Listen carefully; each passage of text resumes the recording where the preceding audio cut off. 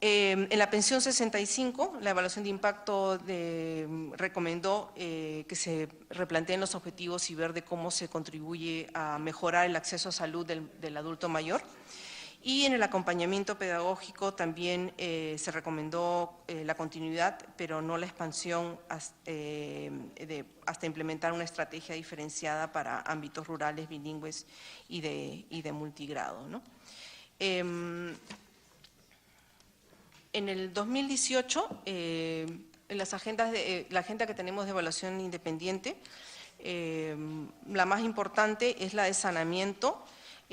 Necesitamos culminar la línea de base porque, como ustedes saben, hemos asignado presupuestos muy importantes tanto en el 2017 como en el 2018 para cerrar la brecha de agua y saneamiento y para tener una certeza de cómo estamos avanzando y los logros. La línea de base es muy importante, ¿no?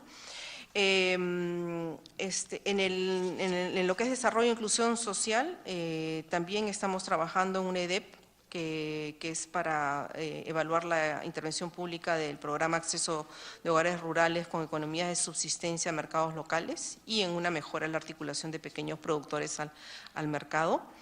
En educación se está trabajando la EDEP para el programa presupuestal Incremento en la práctica de actividades físicas y deportivas y recreativas de la población peruana. Y la segunda medición de impacto a la beca 18. En el caso del interior estamos elaborando, ustedes saben, de este barrio seguro que también es muy importante y de la misma manera para poder evaluar en unos años el resultado necesitamos una línea de base, es decir, dónde estamos y a dónde queremos llegar. Estamos haciendo la medición de la línea de base en el 2018. Y en transportes y comunicaciones, EDEPS para las acciones de mantenimiento, para garantizar la seguridad vial en el transporte terrestre, que también es una acción que nos preocupa, nos importa, ¿no? Mucho. Y en la medición de la línea de base para la evaluación de impacto de la línea 2 del Metro de Lima.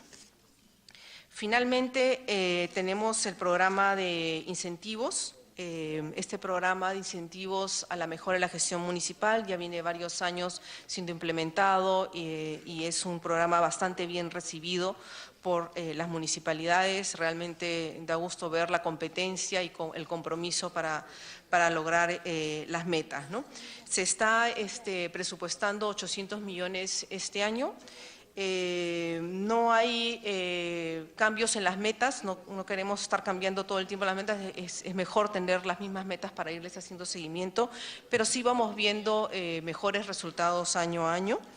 Esperamos 90% de incremento de recaudación por impuesto predial entre el año 2011 y 2016. Y en términos de municipalidades, 76% de las municipalidades con ámbito rural que cuente con un área técnica municipal para gestión de los servicios de agua y saneamiento rural. Son de las dos metas más importantes que quería resaltarles en este programa, ¿no? Pasamos, porque creo, sí.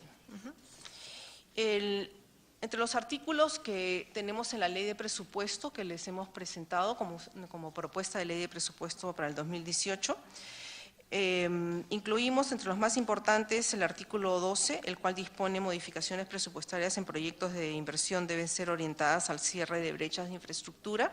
Estamos agregando el componente cierre de brechas para hacerlo también coherente con nuestro programa multianual y de programación de inversión. Los artículos 13 y 14, aseguramos las transferencias hasta marzo. Obviamente que quisiéramos hacerlas antes y tenemos el compromiso de los sectores de si los proyectos están listos ir transfiriendo antes de marzo, cosa que ha sucedido este año. Pero también observamos este año de que habían algunos casos en los cuales por unos cuantos días, unas cuantas semanas se quedaban fuera proyectos. Entonces hemos identificado algunas excepciones en las cuales si no lo pudiste hacer en marzo, por estas excepciones podríamos hacerlo a hasta junio. Estas excepciones son, por ejemplo, retraso en obtención de permisos y licencias, saneamiento físico de terreno, demora en obras por lluvias, ¿no? ¿Por qué lo hacemos? Porque no queremos que el marzo sea una camisa de fuerza y porque en la implementación este año vimos que algunos proyectos se quedaron fuera por muy poco margen por cosas como estas, ¿no? Entonces, quisiéramos solicitar la autorización para tener estas excepciones. Perdón, la 16, la disposición complementaria final, es la de la continuidad de inversiones. Se realizará considerando el compromiso ya no solamente la certificación para asegurar una ejecución más acelerada, ¿no?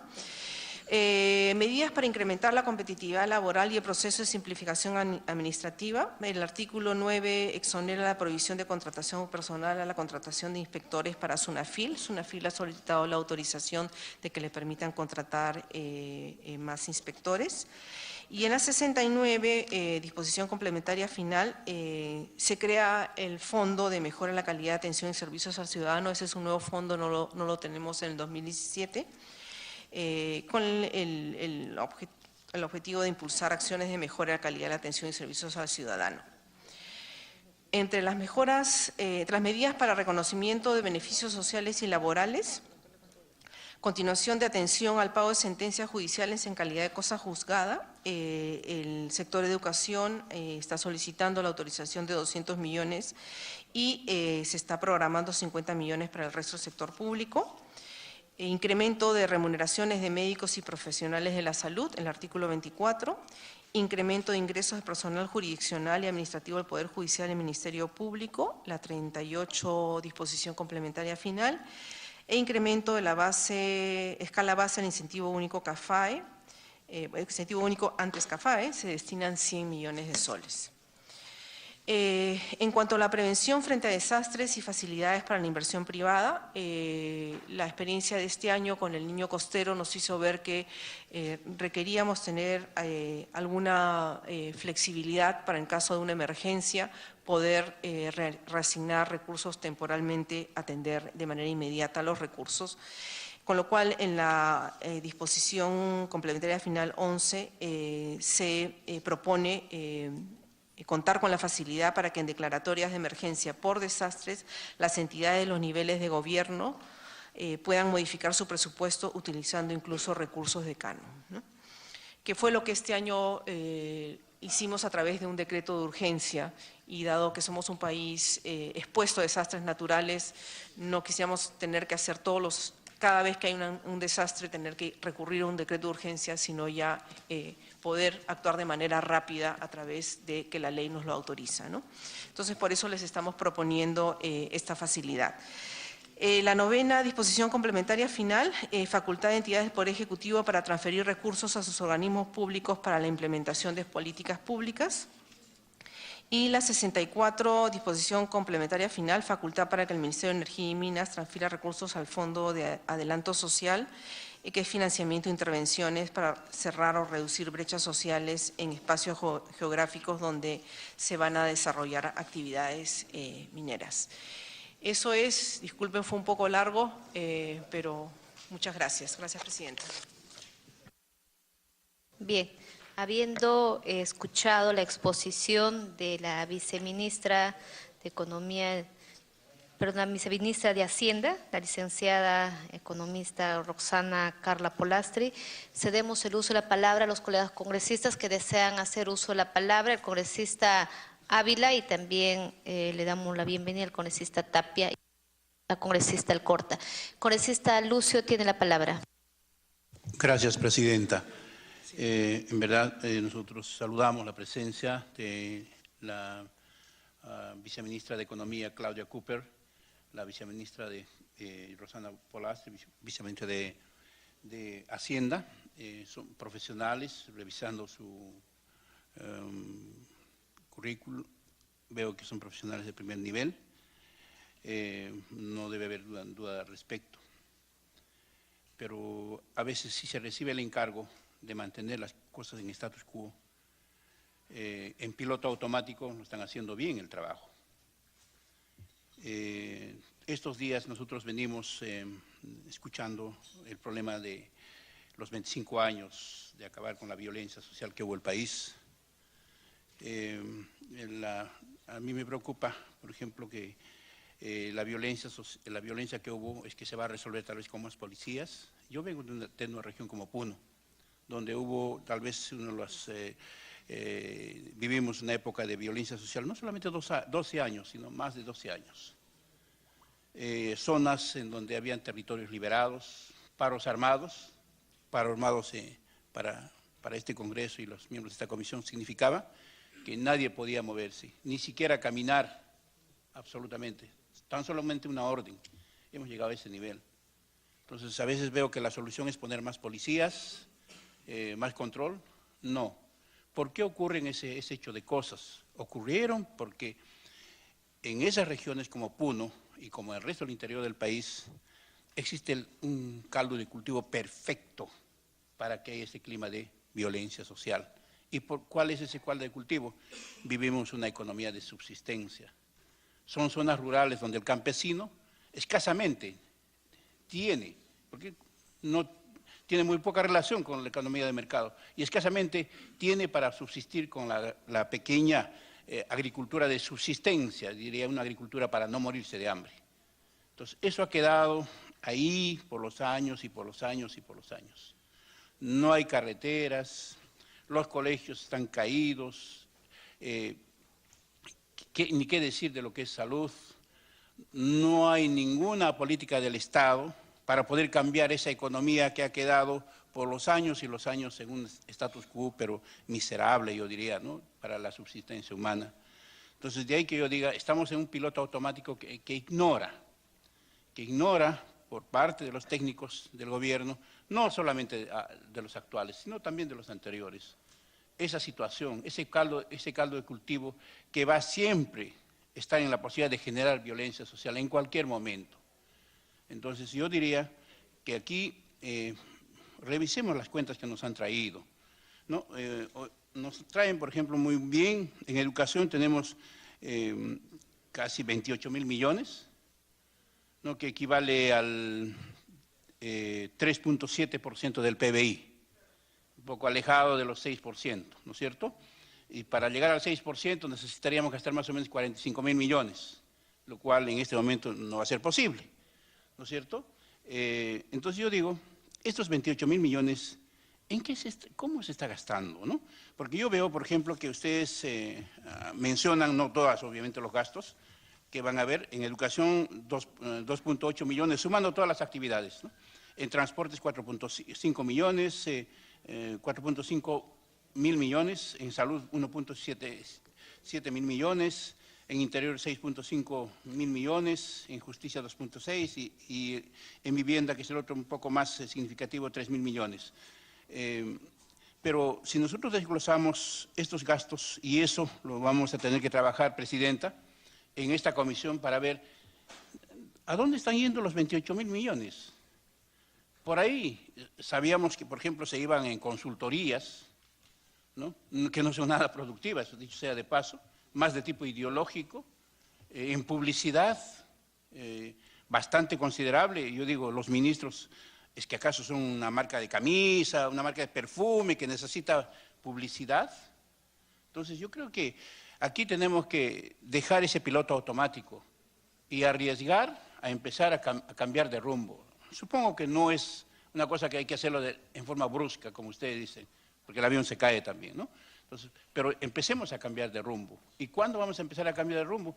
Yo creo que trabajando conjuntamente. Yo no quisiera pensar que nosotros aquí en el Congreso vamos a imponer, pero tenemos que tener la capacidad de persuasión para que ustedes estén convencidos del cambio que se requiere para el próximo presupuesto 2018. Entonces, yo le pediría, por su intermedio, Presidenta, que si bien es cierto, el PBI, ustedes están calculando que va a subir al 4%, que el año pasado ustedes lo han mantenido en 2.8%, gracias a que 2.000 millones de educación se fue para cubrir justamente ese déficit fiscal, ¿no? Y por eso que no hubo gasto en esa, se congelaron muchas obras de inversión al final en el sector de educación. Y por otra parte también mantienen ustedes que las exportaciones, de acuerdo al informe que nos ha dado el primer Zavala en su exposición anterior, las exportaciones van a bajar. Y por eso que ustedes están apostando, de acuerdo a lo que ustedes dicen en la página 10, son 20.000 millones que posiblemente sean de crédito. Entonces, esas cosas yo creo que hay que manejarlos con claridad, viceministra, tanto de Hacienda como el de Economía, para que empecemos, digamos, a soñar con ese futuro que alguna vez lo mencionó aquí en el hemiciclo el presidente Pedro Pablo Kuczynski, un Perú moderno pero inclusivo. En este momento tenemos dos caminos diferentes, dos sendas diferentes que nos están conduciendo, digamos, a cada vez más las distancias se Congresista, para que agravando. termine, por favor, para que puedan hacer uso de la palabra los demás colegas congresistas. Gracias, Presidenta. Y nuevamente reiterarles de que empecemos a revisar las cuentas en forma conjunta. Gracias. Gracias, congresista Lucio. Tiene la palabra la congresista Alcorta. Gracias, Presidenta. Saludar a sus invitados. Yo recién llego porque salimos de la Comisión de Constitución, acabamos de empatar con la de Presupuesto. Una de las personas que estaba exponiendo ha dicho que 68 millones para cultivos en el Braen. Nosotros sabemos que cada ministerio tiene su presupuesto. Todos los ministerios tienen un presupuesto para el Braen porque hay gente que quiere que haya un presupuesto especial para el Braen y no lo hay, sino que todos los ministerios, imagino que Agricultura es el más rico. 68 millones, ¿esto implica cultivos alternativos? Pregunto para que me puedan contestar. Cultivos alternativos, que implica cambio de cultivos, preparación de tierra, asesoría técnica, mantenerlos durante 2 años, cadena de embarque y cadena de pago y préstamos que deben estar casi a cero interés para ver si podemos combatir el narcotráfico. Está en el plan de ustedes porque en el discurso del presidente no se tocó el tema para nada. Se lo preguntamos otro día al Premier, no existe el tema. Después, en lo que es trabajo, dijo que se ha incrementado el presupuesto para mejorar las condiciones de trabajo. No sé qué significa, si me puede aclarar, qué cosa es mejorar condiciones de trabajo. Está escrito, pero ¿qué significa? Después, fiscalizaciones temporales del Ministerio de Trabajo. Sin embargo, la gente que fiscaliza el Ministerio de Trabajo le den plata todo el tiempo. No pueden salir a fiscalizar a las empresas grandes, chicas y pequeñas, porque las empresas grandes, la SUNAT tiene, está dentro de las empresas, o sea, está dentro de cervezas, de gaseosas. La SUNAT tiene una oficina dentro de esas empresas. Cada botella sale, en este momento paga el impuesto. Pero esa gente que hace la fiscalización, le deben todo el rato plata y no pueden fiscalizar porque le den plata. A ver cómo hacemos esa fiscalización. Después, acá hubo una contradicción en RPP, tomó el medio de comunicación de Aldo Menetti y le preguntó al presidente de la República sobre el fondo de contingencia para el tema de desastres naturales. El presidente dijo que si se está utilizando. A la pregunta, el presidente dijo que no, que todo estaba bien, que no necesitaba utilizar ese fondo. Pero inmediatamente el Premier salió, para ser elegantes, a aclarar al presidente que sí se está utilizando porque para eso es la plata. Yo no sé si hay una nueva pareja presidencial hoy día en el gobierno que el presidente dice una cosa y el Premier dice otra. Estamos con una nueva pareja presidencial en que se dice uno y se dice el otro, que es realmente lamentable. Entonces, este fondo de contingencia sí se está utilizando. Ojalá que las necesidades que presenta el Ministerio de Defensa, que no las veo acá, sobre la alerta para desastres, se puede comprar lo mejor. El Perú tiene que comprar lo mejor. Las mejores computadoras, los mejores patrulleros, lo mejor de todo. Esta cuestión de la pujada y de la compra y de la venta, compremos lo mejor para que dure un montón de tiempo. En un satélite que va a durar 8 años ya pasaron 2. Después, el decreto de urgencia, hablando de presupuesto, el 003, es un decreto perverso, porque distorsiona totalmente su contenido. Todos los medios de comunicación hoy ya tocan que el Poder Judicial, en la Sala Penal Nacional de Apelaciones, le permite hoy día a Odebrecht vender Olmos y todo lo que le dé la gana de vender. Porque el 003 no protege al Estado peruano, protege a la empresa que nos ha estafado y a toda la corrupción. Porque si no hacemos todos frente a la corrupción, el presupuesto puede ser bonito, pero no tiene el detalle de cada contenido que cada uno de ustedes ha expuesto. Yo escucho solamente a la señora Rosana Polastri.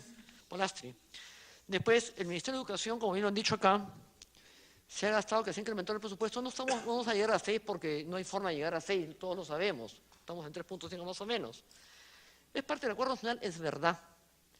Pero si el ministro Savera, que se ha gastado casi 1.890.000 y tantos pico de soles en auditorías y asesorías, yo le pedí a la ministra martes, el primer día que vino a la permanente, que me mande el informe.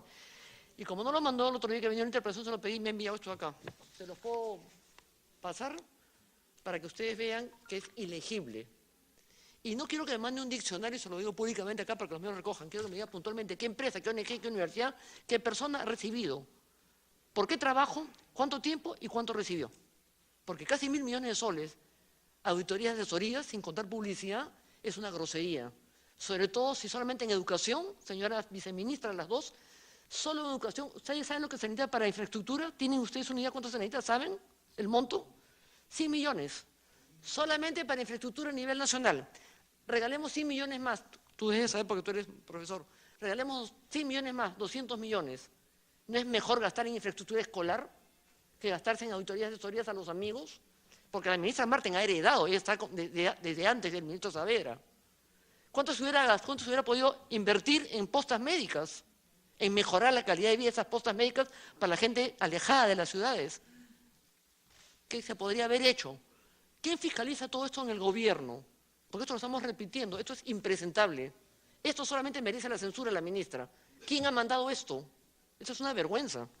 Y por último, en el caso del presupuesto, yo imagino que habrán tenido consideraciones y habrán reflexionado cuando vino el gabinete a pedir, y con esto termino, Presidenta, la aprobación del gabinete, nos dijeron que el déficit estaba en 2%, pero estaba en 3.5%, que la presión tributaria estaba en 18%, y la presión tributaria estaba con el ajuste en 13%, en donde empatamos este año, después de un año de gestión, estamos otra vez en 13% de presión tributaria para lo que es impuestos.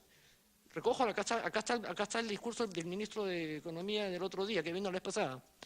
Estamos exactamente como encontrado el gobierno.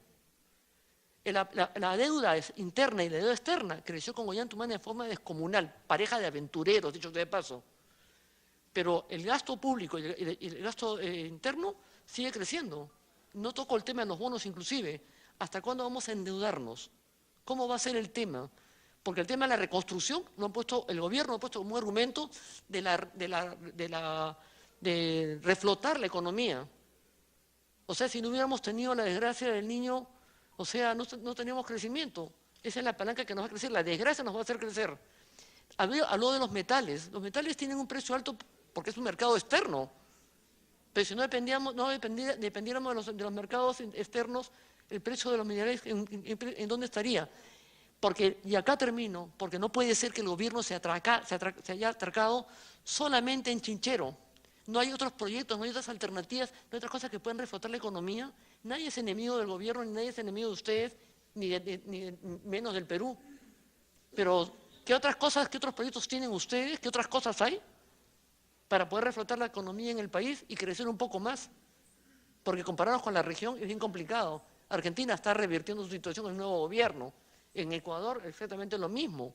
Entonces, compararnos con la región, Bolivia está mejor que nosotros. Nada más, Presidenta, gracias. Gracias, congresista. Solamente quiero invocar a los congresistas que van a hacer la intervención, que sean breves, puntuales en las consultas, porque también ya va a pasar a exponer el ministro de Economía. Tiene la palabra el congresista Segundo Tapia. Gracias, Presidenta. Primero que decir que todos queremos que el Perú avance, crezca, y por ende específicamente el crecimiento económico. Hay que dar la lucha frontal contra el terrorismo y la violencia venga de donde venga. Lamentar que el señor Pedro Pablo Kuczynski acaba de emitir una frase horrorosa, desastrosa, ¿no? Dice, hoy es un día triste por el terrorismo que se venció hace 25 años. Presidenta, yo pienso que hoy es un día feliz, más bien porque se combatió y se capturó al señor Abimael Guzmán Cabecilla, de Sendero Luminoso. Entonces, esta frase merece el repudio de todo el pueblo peruano, Presidenta. Pasando específicamente al tema, yo quiero preguntarle acá, en la ley de presupuesto, por ejemplo, para educación mandan de 26.181 millones a 27.430. Eso está en la ley de presupuesto, Presidente, en el proyecto de ley de presupuesto. Ese día el Premier y ahora nuevamente nos hablan de 28.308. Revisando, dicen que del presupuesto de reconstrucción con cambios, 800 millones va para que pues, el presupuesto pueda subir de 27.400 a 27.430. presidente, me parece irracional, ¿no? Porque lo importante es que se aumente en la ley de presupuesto para educación. ¿Por qué tienen que decir que vamos a coger 800 millones de la reconstrucción con cambio para decir vamos aumentando el presupuesto en educación? Entonces yo pienso que esa versión ha sido emitida por el Premier ese día en su exposición y nuevamente acá la viceministra lo menciona. Me parece un tema engañoso, ¿no? Porque sacar 800 millones de reconstrucción con cambio para decir, yo estoy aumentando el presupuesto de educación. Necesitamos una explicación de eso, presidente. Porque cuando decimos también, pues aumentamos 8.1% de presupuesto de educación, pero realmente lo que deberíamos decir es en relación al PBI, y es 0.17. 0.17 el presupuesto en relación al PBI. Entonces, sin embargo, acá veo que en la parte dice que intervenciones, en la página 26, intervenciones hablan fortalecimiento de capacidades, directores, docentes, mejora de calidad de aprendizaje, consolidación de educación superior. Presidenta, quiero que nos expliquen acá si esto tiene que ver con el tema de las consultorías que van a hacer, o a qué empresas, que nos expliquen a qué empresas van a hacer este tipo de capacitas, de fortalecimientos, ¿no? Porque daría la impresión que ese es un dinero que es para consultorías. Queremos que nos aclaren de manera bien clarita ahí. ¿Son consultorías o no son consultorías? Siguiente pregunta, presidenta. En el tema de intervenciones en salud, el SIS, todos sabemos que no hay medicinas, ya todo el caos que está en la salud, ya no vamos a seguir en el tema. Solamente decirle, hay 400 millones que le deben al SIS para este año. ¿Le van a pagar este año a la deuda del SIS? Y estos 864 millones que dicen para financiamiento de las prestaciones de salud, ¿se suma a los 1.400 millones del año pasado? ¿No? O eso quería saber. O sea, el presupuesto del año pasado bajaron, desde 1.700, ahora 1.400 millones. Pero hechos 864 millones, ¿se suman a los 1.400 millones? Y en relación a la deuda, estos 400 millones que le deben, ¿le van a pagar este año al SIS los 400 millones que le deben? Y por otro tema importante es, y bueno, hay que aclarar también que aquí veo que del presupuesto que 16.027 millones que está en el proyecto de ley de presupuesto, ahora dice 16.373, o sea, 250 millones más. Eso también es lo mismo que están haciendo con el tema de educación, un tema engañoso, de que van también a sacar de reconstrucción con cambios 250 millones y dicen estamos aumentando el presupuesto de salud, porque desde ya saben muy bien que el presupuesto que el señor Pedro Páramo Kuczynski ofreció es 0.5% del PBI y solamente estamos aumentando 0.34%. Bonito es cuando se dice, no, pues estamos del presupuesto, estamos dando 18.7% No, eso no es real. Lo real es que están subiendo 0.34% del PBI. Le hago recordar que el señor Pedro Pablo Kuczynski dijo que 0.5% del PBI. Y para terminar, preocupado también con lo que dice la congresista Lourdes Alcorta, ¿no? El tema de publicidad en los diferentes sectores, cuando la gente se está con problemas, digamos, de salud, y sin embargo nos gastamos en publicidad y consultorías. En el tema del seguimiento de PPR, por ejemplo, el PPR 024, se derogó el decreto legislativo 305, por el cual INEN quería que pase al MINSA. Pero luego está en un decreto supremo por el cual el PPR, que son cerca de 600 millones, lo llevan al MINSA, por 600 millones. Entonces, sin embargo, el PPR lo manejaba el INEN como rector en cáncer y tenía ya un sistema de información al MEF. Entonces, ahora, ¿qué van a hacer con este PPR que de alguna manera, porque ha habido ya una vez, digamos, eliminado, derogado el decreto legislativo 1305, todo debería regresar a lo que fue antes de este decreto legislativo. Pero ha salido una norma de menor nivel, un decreto supremo, y se han llevado el dinero al MINSA bajo la situación de OncoMINSA. ¿Qué va a pasar ahí? Porque incluso hasta ahorita veo que han avanzado en ese presupuesto cerca del 16% o algo así. Entonces, ¿qué van a hacer si hay un sistema de información ya desde el INEM? Y dígase de paso, ahora están todo el caos que está pasando a nuestros pacientes en el INEM, ¿no? Y para terminar, presidente, quería que nos digan, en el lema artículos de proyecto de ley de presupuesto 2018, incremento de remuneraciones de médicos y profesionales de salud, artículo 24. ¿A cuánto equivale eso y cómo va a ser, digamos, ese aumento en temas de escala salarial? Muchas gracias, presidenta. Gracias, congresista. Tiene la palabra el congresista Jorge Castro y luego el congresista Ochoa. Buenas tardes, señora presidenta. Buenas tardes, señores viceministros. Buenas tardes, colegas congresistas. Yo quiero observar dos cosas.